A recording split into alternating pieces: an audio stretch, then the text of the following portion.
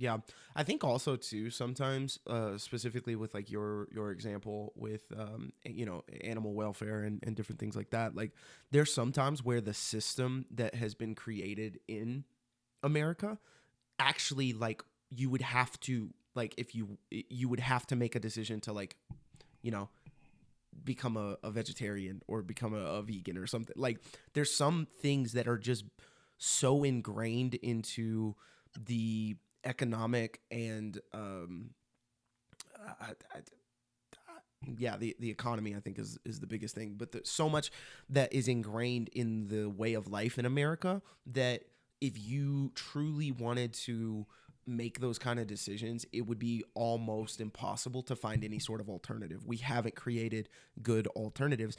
People feel this way about like clothing brands and clothing stores and different things, and if stuff has been sourced ethically or not, and all of that. But if you really did pay attention and you really were trying to base all of your purchasing um, off of which companies are ethical or not, you would not be you would have to handcraft every single thing you make because everything has some sort of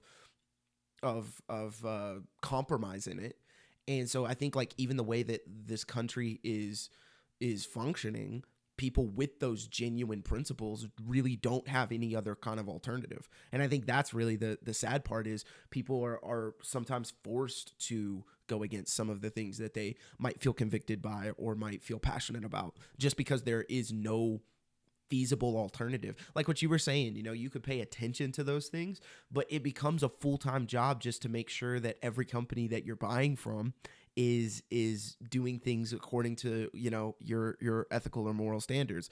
It just becomes almost impossible. Now, am I saying that like that means we throw your hands up and you don't do anything, you support anybody no matter what? Because you can get into that nihilistic, like it doesn't matter. I'm not saying that at all, but I am saying it is difficult even with some of those things to be able to actually take the action that's needed to change those things, just because it's so baked into the fabric of the way that we function in America. Yeah, I mean, I think the issue is that I actually largely agree with a lot of that. So there definitely are like if you were just like born into this world and then you had which like we were, and then like these systems of how meat was produced, clothes were produced. That's Yep. another thing that I'm kind of passionate about too. Yep. You're just not like so there's a few aspects of this. First of all, there is a conversation of how much responsibility should you be expected to take Yeah. for stuff that was like not your fault at all, Yeah. for systems that already existed Yeah. and that were at no your fault in there, and that's like, well, you're going to tell me I have to do better even though I didn't choose any of this. Mm-hmm. I didn't start the system. I don't actively, make it the way it is. I just want to have like some nutritious food or whatever it is. I just Yeah. want to have clothes or whatever. Yeah. That's definitely a part of it. I also think there is an aspect, like you were saying, where nope. So nobody can be perfect for sure, but I don't think that that requires as much of a complete. I have to do everything on my own as I think you kind of made it out to be there. So I think you can like. I'll give you an example. I could just tell you what I do, right? So I have not bought clothing, like, probably 80% of the clothing that I've bought over the past 8 years has all been from a thrift store, Mm. like, every single piece of clothing. That's just not, like, to be blunt about it, that's just not a hard change to make. It's just not. Like, you can do that, And with the animal welfare stuff, am I saying look, I'll even admit, if you go I know a lot about, like, the labels and what they all mean, at least or what they purport to mean. If you go to Whole Foods and you look at their like, so there's this thing called the I think it's like the Global Animal Partnership or something like that, or Animal Welfare Partner, something like that. But if you go to Whole Foods, they have the highest scale is like 5. They have a lot of stuff that's like 4, right, 3 or 4. And I look at that price and I'm like, I bought it a couple times and I was like, brother, I can't sustain this. Yeah. Like, I just can't do it. I just can't do it. Yeah. But here's the thing, I can sustain, like I said, there's steps 1 through 5. I can sustain the step 2 chicken. That's something I can do, and I do Yeah. it all the time. Yeah. Now, All I'm asking for at minimum is for really everyone to do something like that, like once a week. Like that's the minimum I'm at. And I think the problem is people here, like people won't even do that. They say stuff like, "Oh, well, I can't contribute to the system much. What is my one thing? What is, this isn't fair. Why do any of it?" And I'm like, "Okay, yeah, you don't have to dive in, but probably the next time you want a shirt, you could probably at least try to go to Goodwill first to see if something similar is there." Yeah. You know what I mean? The next time that, like, you wanna watch Netflix, you probably could spend 30 minutes looking at a donation company that's gonna help starving kids in Africa. Like, there's something better you can do, but I just don't think people are serious about ethics. Yeah. They're just That's not true too. taught. They're not taught their impact of the world, and the thing is, very similar to how, you're saying, like, economically, that's just how it is. That's true, but it's economically because the consumer accepts it. Mhm. If everyone tomorrow went up to Tyson and was like, "Hey, I need at least 50 more square feet per chicken in your barns," that shit would fucking happen. Like, it might be slow, and I'm very ignorant on economics, so if I'm Yeah. just completely wrong about this, somebody can call me out. But, like, I think people have more power than they think, first of all. But number two, I also think you're either making decisions that make the world better or you're making the decisions that make the world worse. There is no gray area. Every decision you make either makes things better or it makes things worse. Mhm. Now, I think when people hear me say that, they may think like, "Oh, well, you have this like ridiculous moral expectation." No, I don't, because I think you can acknowledge that fact and also acknowledge the responsibility thing at the same time, where you can just say like, "Yeah, you're right, but also you shouldn't take on full responsibility." And just one more thing, I'll wrap this up. Mhm. It's almost like I was talking to somebody about this last night. It's almost like, when I go to the gym, people always say like, don't focus on what other people are doing. You're just on like a different path. And it's like, yes and no, because when I go to the gym, I can both recognize if I see somebody that's 24 years old, they're unfathomably jacked, and they'll just have like worked longer than I have at it because they started when they were 15. Yeah. In my head, I'm able to say it's just objectively true that they are ahead of me. Like it just is. If I would have started when they started, I would have been ahead. Yep. I can recognize that and also recognize at the same time, equally as important, I'm on my own journey Yep. and I can go down my own path. It's the same. I feel like it's the same thing with ethics. You can realize that no matter what you do, you're either doing something good or doing something bad. And you can couple that with understanding, yeah, but I can't take on the full responsibility of the whole damn world without feeling crushed. And Yeah. it's like, yeah, you probably shouldn't do that. Enjoy some time for yourself too.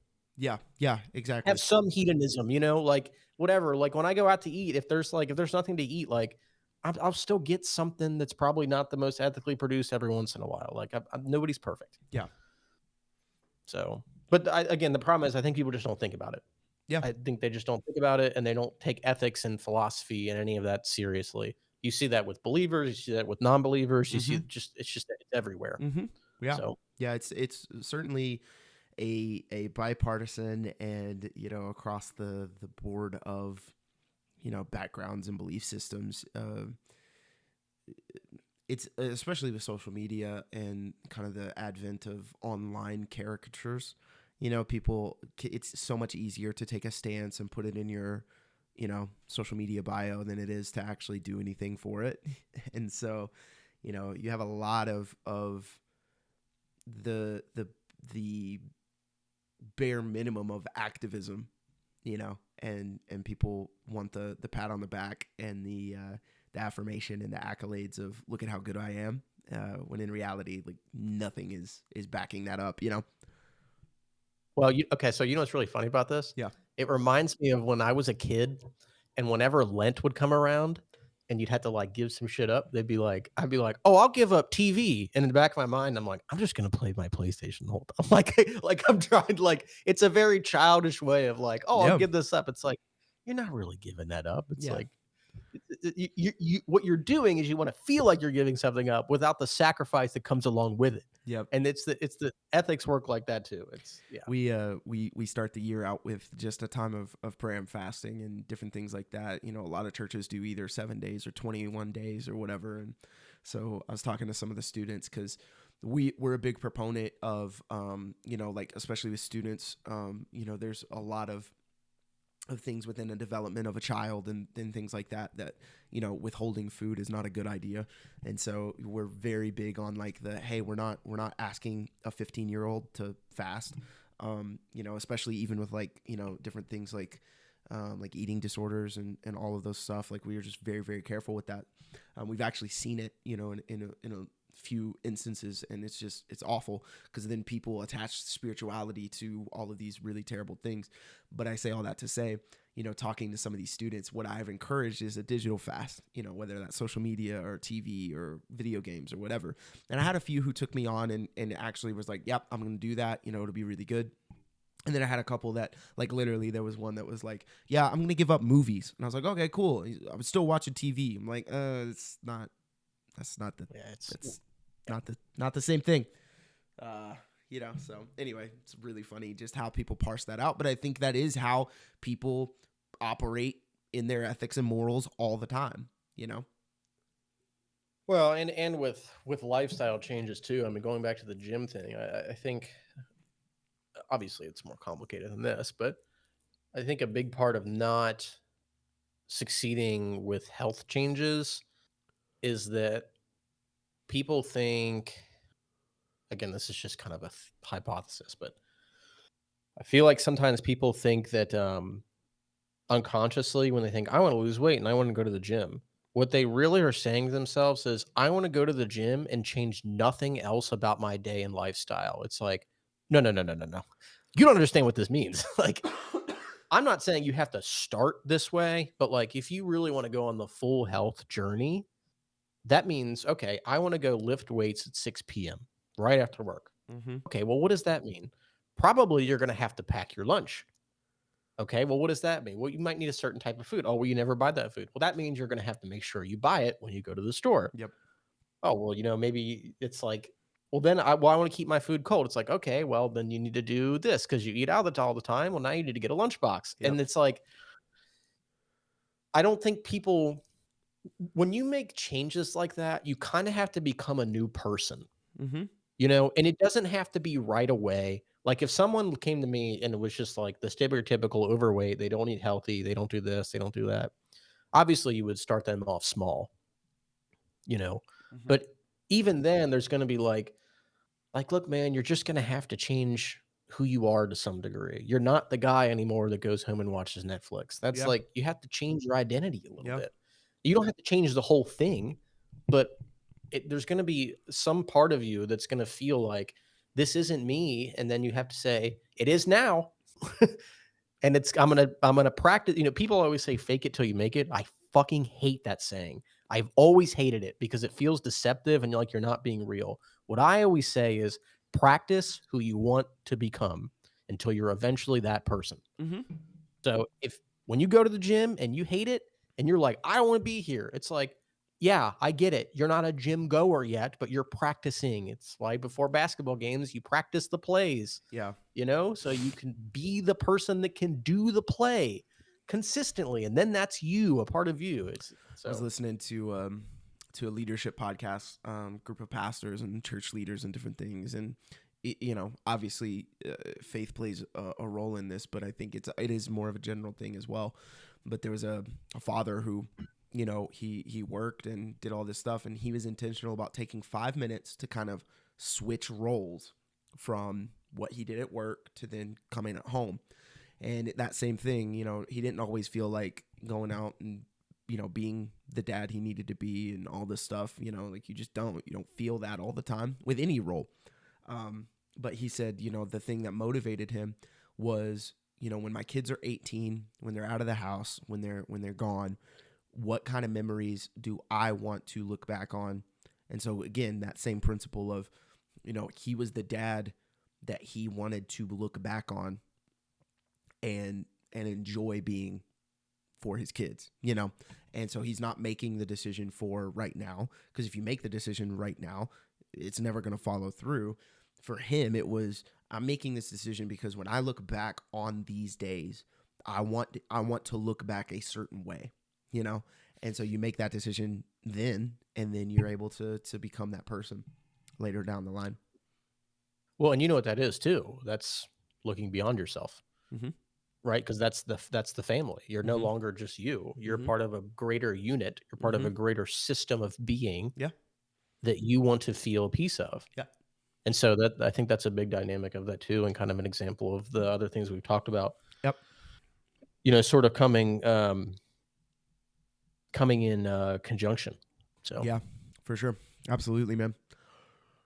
Yeah, it's interesting, you know, just the way that people have conversations, the way that people navigate those kind of things. It's yeah. Mhm. for sure. I mean, that's I think that's one thing, talking about kids. I think those are just like fundamentally, I mean, it's going to be more than this, but Mhm. fundamentally, the two things I want my children to be are thoughtful and kind. Yeah. I think if you can be like those two things, I'm sure there's some other characteristics too, right? But those are two like really important ones, Yeah. right? If you can be a critical thinker, if you can be intelligent, and if you can, whatever you do so in service of the world around you, Mhm. I think you're I think you're in pretty good shape. Yeah, So for sure. That's good. yeah. Yeah.